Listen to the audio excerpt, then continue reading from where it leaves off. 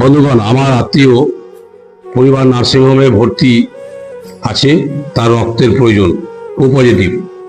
তার জন্য জমিপুর ব্লাড ব্যাংকে রওনা দিলাম। চিন্তা ভাবনা করছি যে এই সময়ে রক্ত পাওয়া যাবে কি যাবে না। জমিপুর ব্লাড ব্যাংকে গিয়ে দেখছি কোনো গ্রুপের রক্ত নেই।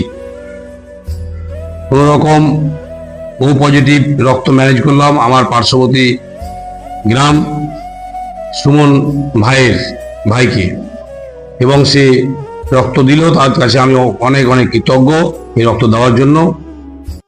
এই রক্ত দিয়ে উনি যে কত উপকার করলেন তার কোনো আমি তুলনা করতে পারছি না। এরকম সবাইকে পাশে দাঁড়াতে হবে, এবং মানুষের প্রয়োজন। কোনো মেশিনের দ্বারা রক্ত তৈরি হয় না, মানুষের মাধ্যমে এই রক্ত নিয়ে মানুষের শরীরে দেওয়া হয়।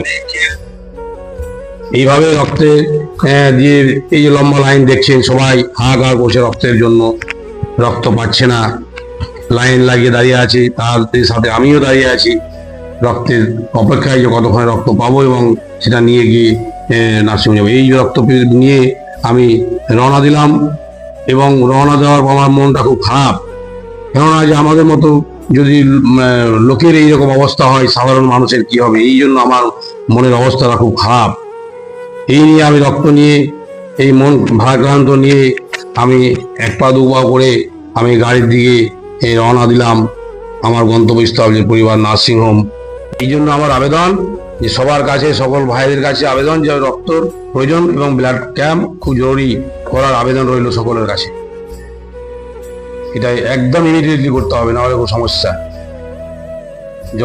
সাধারণ মানুষ খুব কষ্ট পাচ্ছে, কান্নাকাটি করছে এই রক্তের জন্য।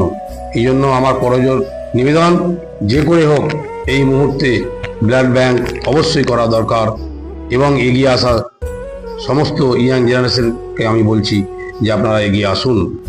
সবাইকে সালাম নমস্তে জানিয়ে শেষ করলাম।